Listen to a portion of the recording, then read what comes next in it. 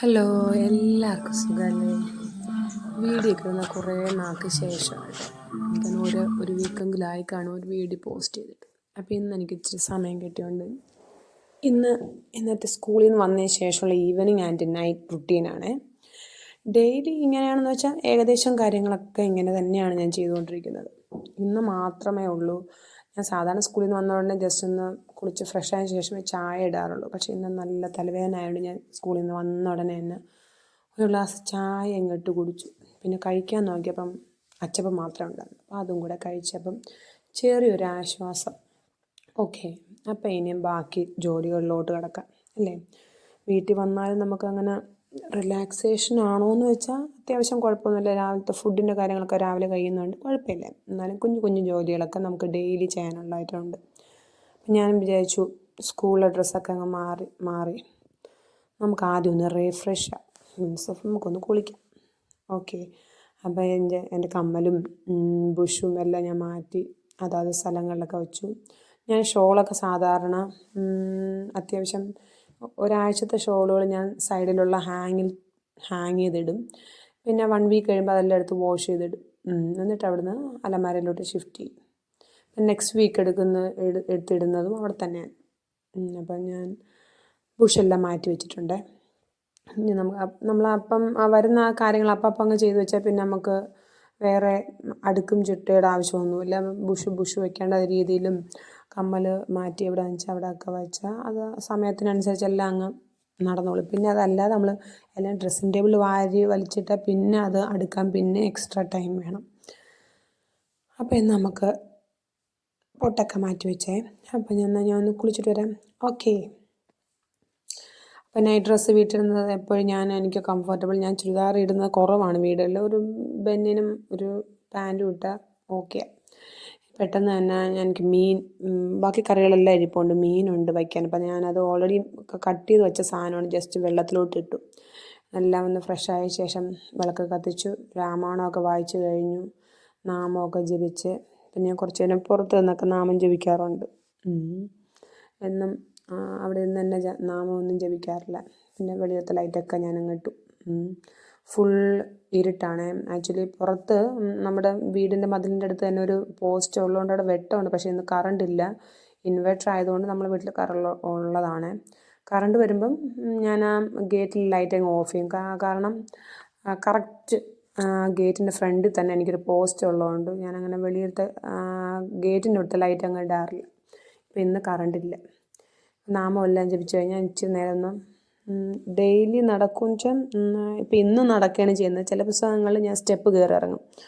എന്തെങ്കിലുമൊക്കെ ഒരു വർക്കൗട്ട് വേണമല്ലോ. അപ്പോൾ വർക്കൗട്ടായിട്ട് ഞാനങ്ങനെ ഡെയിലി ചെയ്യാറില്ല. ചെറിയൊരു കുഞ്ഞ് നടത്തം അല്ലെങ്കിൽ സ്റ്റെപ്പ്, നമ്മുടെ വീടിനകത്ത് തന്നെയുള്ള സ്റ്റെപ്പ് ഉണ്ടല്ലോ, അതൊരു എൻ്റെ കപ്പാസിറ്റി അനുസരിച്ച്. ഒത്തിരി ടയേർഡുള്ള ദിവസമൊക്കെ ഞാൻ 10 പ്രാവശ്യമൊക്കെ കയറി ഇറങ്ങുള്ളൂ. അല്ലെങ്കിൽ ഒരു 10-20 പ്രാവശ്യമൊക്കെ ഞാൻ കയറി ഇറങ്ങും സ്റ്റെപ്പ്. പിന്നെ ഞാൻ വെളിയിലൊന്ന് നടക്കാമെന്ന് വിചാരിച്ചു. വെട്ടമൊക്കെ ഉണ്ട്, അത്യാവശ്യം വെട്ടമൊക്കെ ഉണ്ട്. ഇതിനകത്ത് വീഡിയോയിൽ വലിയ വെട്ടം പോലെയൊന്നും ഫീൽ ചെയ്യുന്നില്ല. മുറ്റത്ത് അത്യാവശ്യം വെട്ടമൊക്കെ ഉണ്ട് കേട്ടോ. ഓൾറെഡി ലൈറ്റ്സൊക്കെ എല്ലായിടത്തും ഉണ്ട്. മഞ്ഞ കളർ ലൈറ്റ് ആയതുകൊണ്ടാണെന്ന് തോന്നുന്നു വീഡിയോയിൽ വല്ല വെട്ടം തോന്നിക്കാത്തത്. ഇനി പ്രത്യേകിച്ച് പണിയെന്ന് വെച്ചാൽ നമുക്ക് കിച്ചണിലോട്ട് കിടക്കണം. കുറച്ച് മീൻ കറി വെക്കണം.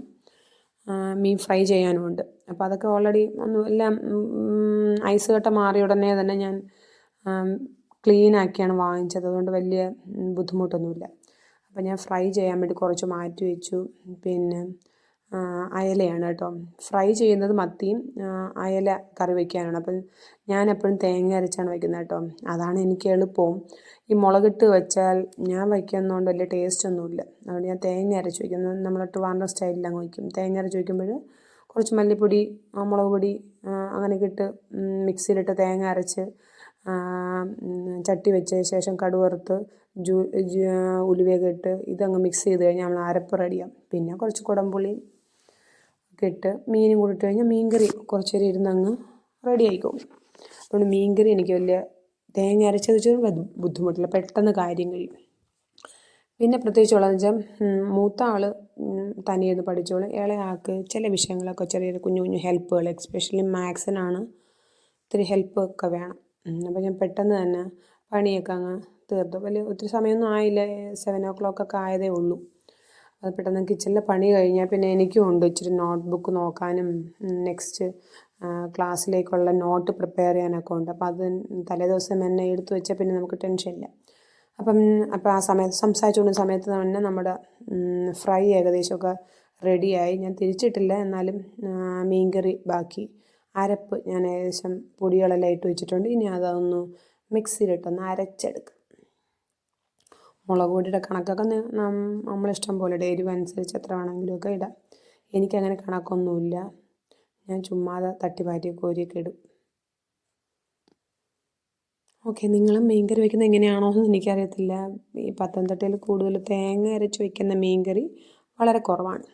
ഞാനിപ്പോൾ ഈ അടുത്തിടയ്ക്ക് എൻ്റെ എപ്പോഴും മോളാണ് എനിക്ക് വീഡിയോ എടുക്കാൻ വേണ്ടി ഹെൽപ്പ് ചെയ്യുന്നത്. ഇപ്പം ഞാൻ ഒരു സ്റ്റാൻഡ് വാങ്ങിച്ചിട്ടുണ്ട്. പക്ഷേ സ്റ്റാൻഡ് വെച്ച് ഞാൻ കരുതി സ്റ്റാൻഡ് വാങ്ങിച്ചാൽ വീഡിയോ എടുക്കാനൊക്കെ വളരെ സിമ്പിളായിരുന്നു. പക്ഷേ ഭയങ്കര ബുദ്ധിമുട്ടാണ്. ബുദ്ധിമുട്ട് മീൻസ് സ്റ്റാൻഡ് വയ്ക്കാനൊന്നുമല്ല, അത് കറക്റ്റ് ആംഗിളിൽ പൊസിഷൻ ചെയ്യാനും ഒക്കെ ഒത്തിരി നമുക്ക് ഒത്തിരി ഒരു എന്താ പറയുക ഒരു ബുദ്ധിയും കൂടെ ഒക്കെ വേണമെന്നാണ് എനിക്ക് തോന്നുന്നത്. അതെ, ചില വീഡിയോകളൊക്കെ ഞാൻ കണ്ടിട്ടുണ്ട്, ചില ആൾക്കാരൊക്കെ നല്ല രീതിയിൽ സ്റ്റാൻഡ് വെച്ച് നമ്മൾ വീഡിയോ ഒക്കെ എടുക്കുന്നത്. അപ്പോൾ ഇനി ഒത്തിരി പഠിക്കാനുണ്ടെന്ന് എനിക്ക് മനസ്സിലായി. ഞാൻ കരുതി സ്റ്റാൻഡ് കിട്ടി കഴിയുമ്പോൾ എളുപ്പമായി, കാര്യം അങ്ങ് സിമ്പിളാണ്. യൂട്യൂബ് ചാനൽ തുടങ്ങിയപ്പോൾ എനിക്ക് ഭയങ്കര ഇൻട്രസ്റ്റ് ആയിരുന്നു കേട്ടോ. ഞാൻ വിചാരിച്ചു വളരെ കാര്യങ്ങളെല്ലാം വളരെ സിമ്പിളായിട്ട് ഒരു വീഡിയോ എടുക്കുക, ഇടുക, പോസ്റ്റ് ചെയ്യുക, സോ സിമ്പിൾ എന്നൊക്കെ വിചാരിച്ചിരുന്നത്. പക്ഷേ അങ്ങനെയല്ല, ബുദ്ധിമുട്ടാണ് കേട്ടോ. എന്ത് കാര്യവും ഹാർഡ് വർക്ക് ചെയ്താലേ നടക്കുകയുള്ളൂ, അല്ല ചുമ്മാതെ നമ്മൾ സിമ്പിളായിട്ടൊന്നും നടക്കത്തില്ല. അപ്പോൾ അതുകൊണ്ട് ഒത്തിരി കാര്യങ്ങൾ എന്തായാലും യൂട്യൂബ് ചാനൽ തുടങ്ങിയതിലൂടെ ഞാൻ ഒത്തിരി കാര്യങ്ങളൊക്കെ പഠിച്ചു കേട്ടോ. വീഡിയോ എഡിറ്റ് ചെയ്യാനും പാട്ടെടുക്കാനും എന്ന് വേണ്ട വീഡിയോ എഫക്റ്റ് കൊടുക്കാനൊക്കെ ഒത്തിരി കാര്യങ്ങളൊക്കെ പഠിച്ചു. നല്ല കാര്യങ്ങൾ. ഇപ്പം നമ്മൾ എപ്പോഴും എന്തെങ്കിലുമൊക്കെ കാര്യങ്ങൾ പഠിച്ചുകൊണ്ടിരിക്കുന്നത് വളരെ നല്ലതായിരിക്കും. അതുകൊണ്ട് യൂട്യൂബ് ചാനൽ തുടങ്ങാത്തവരാരെങ്കിലും ഉണ്ടെങ്കിൽ എത്രയും പെട്ടെന്ന് യൂട്യൂബ് ചാനൽ തുടങ്ങുക. അത് നല്ലതായിരിക്കും കേട്ടോ. എല്ലാവർക്കും ഒരു ഇൻട്രസ്റ്റിങ്. ആദ്യം നമുക്ക് ഒത്തിരി ബുദ്ധിമുട്ടൊക്കെ വരും, പക്ഷേ കുഴപ്പമൊന്നുമില്ല കേട്ടോ, നമുക്ക് അഡ്ജസ്റ്റ് ചെയ്യാൻ പറ്റും. ഞാൻ നേരത്തെ വെക്കേഷനാണ് യൂട്യൂബ് ചാനൽ സ്റ്റാർട്ട് ചെയ്തത്. അന്ന് ഞാൻ ഡെയിലി വീഡിയോ പോസ്റ്റ് ചെയ്യായിരുന്നു കേട്ടോ. ഷോർട്സും ഒരു 2-3 എണ്ണമൊക്കെ പോസ്റ്റ് ചെയ്യുമായിരുന്നു, വീഡിയോയും ഡെയിലി. ഇപ്പോൾ സ്കൂളായതുകൊണ്ട് ഞാൻ ഇപ്പോൾ ഡെയിലി ഒന്നും വീഡിയോ ഇല്ല, 1 വീക്കിലൊക്കെ ശനി സാറ്റർഡേ ഒക്കെ ഉള്ളൂ. എന്നാലും കുഴപ്പമൊന്നുമില്ല, നമുക്ക് അഡ്ജസ്റ്റ് ചെയ്തൊക്കെ പറ്റും. ഷോർട്സ് ഞാൻ എന്നും ഡെയിലി ഇടാറുണ്ട്. സബ്സ്ക്രൈബേഴ്സ് കൂടണമെങ്കിൽ ഷോർട്സൊക്കെ ഡെയിലി ഇടണം എന്നാണ് പറയുന്നത്. പക്ഷേ എനിക്ക് വലിയ സബ്സ്ക്രൈബേഴ്സൊന്നും കൂടാറില്ല. എന്താണെന്നറിയത്തില്ല, എൻ്റെ വീഡിയോ അങ്ങോട്ട് ശരിയാവുന്നില്ലെന്ന് തോന്നും. ആർക്കും ഇഷ്ടപ്പെടാത്തതുകൊണ്ടായിരിക്കും. ഇഷ്ടപ്പെടുന്നവരുണ്ടെങ്കിൽ എൻ്റെ വീഡിയോ സബ്സ്ക്രൈബ് ചെയ്യാനും ലൈക്ക് ചെയ്യാനൊന്നും മറക്കല്ലേ. കമൻ്റൊക്കെ വളരെ കുറവാണ്. എനിക്ക് തോന്നുന്നു ഒത്തിരി ഹാർഡ് വർക്ക് ചെയ്യണമായിരിക്കും, അതുകൊണ്ടായിരിക്കും. നമ്മളെ വീഡിയോ നമുക്ക് ആരെയും നിർബന്ധിച്ച് സബ്സ്ക്രൈബ് ചെയ്യാൻ പറ്റത്തില്ലല്ലോ. അപ്പോൾ അതുകൊണ്ട് ഞാൻ കുറച്ചുകൂടെ വർക്ക് ചെയ്യുന്നുണ്ട്. സ്റ്റാൻഡ് വെച്ച് വീഡിയോ എടുക്കാൻ ഞാൻ നന്നായിട്ട് പരിശ്രമിക്കാം.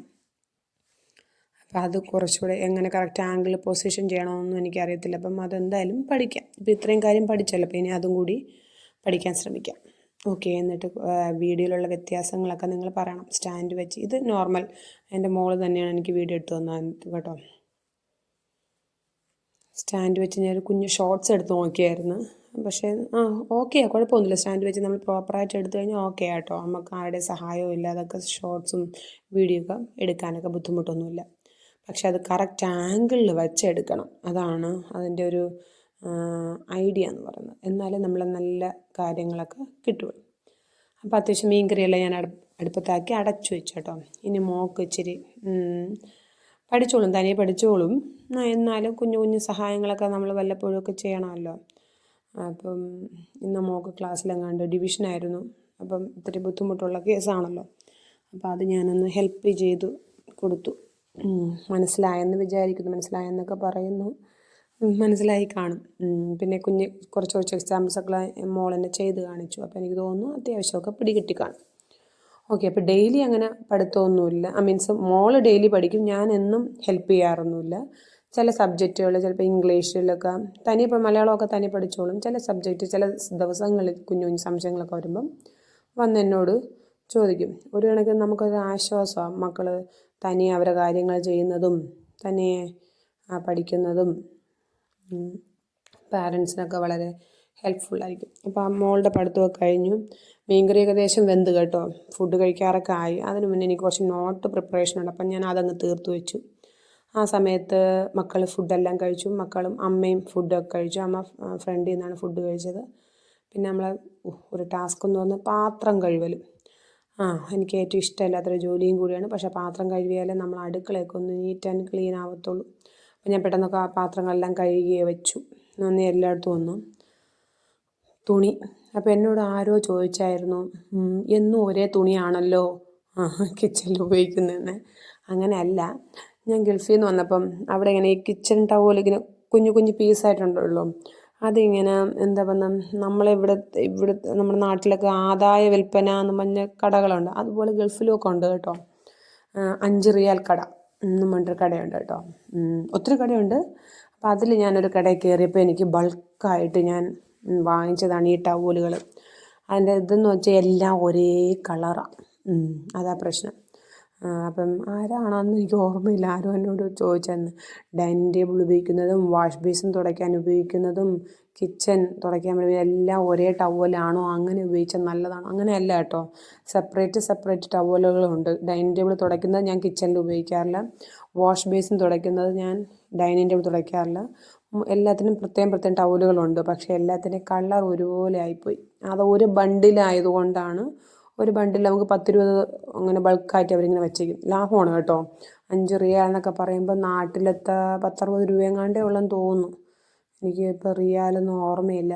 എനിക്കൊന്ന് 1 റിയാലിനെങ്ങാണ്ട് എത്രയാണോ 20 രൂപയാണെങ്ങാണ്ടെന്ന് തോന്നുന്നു കേട്ടോ. 5 റിയാൽ എന്ന് പറയുമ്പോഴത്തേക്ക് 100 ലൈക്ക് ദാറ്റ് ആണെന്ന് തോന്നുന്നു. അപ്പം ആ ഒരു ബണ്ടിലാണേ. അപ്പോൾ അത് 2-3 ബണ്ടിലുണ്ട്. ഒരു ബണ്ടിലിൽ 20 ടവലെങ്ങാണ്ടാന്ന് തോന്നുന്നു.